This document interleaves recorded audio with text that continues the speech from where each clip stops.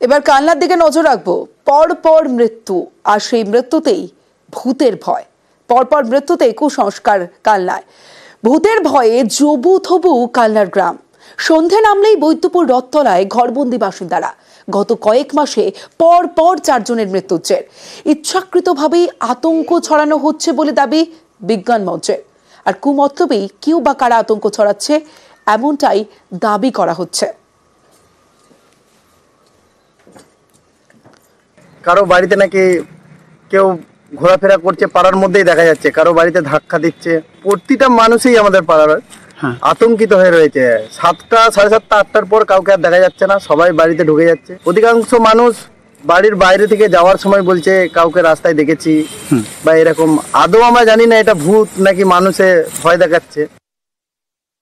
মুখে শোনার কথা সবাই শুনছি, এটাই মানে রটছে কথাটা, কিন্তু কেউ দেখেও নি আর কেউ জানেও না কথাটা। মানুষের মনে মুখে মুখে সব চালিয়ে যাচ্ছে, এত 4 জন মারা গেছে, যার জন্যেই এটা একটা হওয়ায় উঠেছে।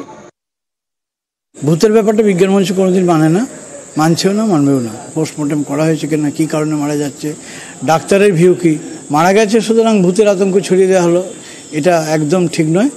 ভূত জিনিসটাই নাই, কোনো অসুখে বা অজানা কারণে বা কোনো কারণে মারা যেতে পারে, সেটা ব্যাপারে অনুসন্ধান করার জন্য বিজ্ঞান মঞ্চে যাবে। ভূতের গুজব ছড়ানোর পেছনে কোনো যুক্তি নেই, এটা একবারে সেরব গুজব।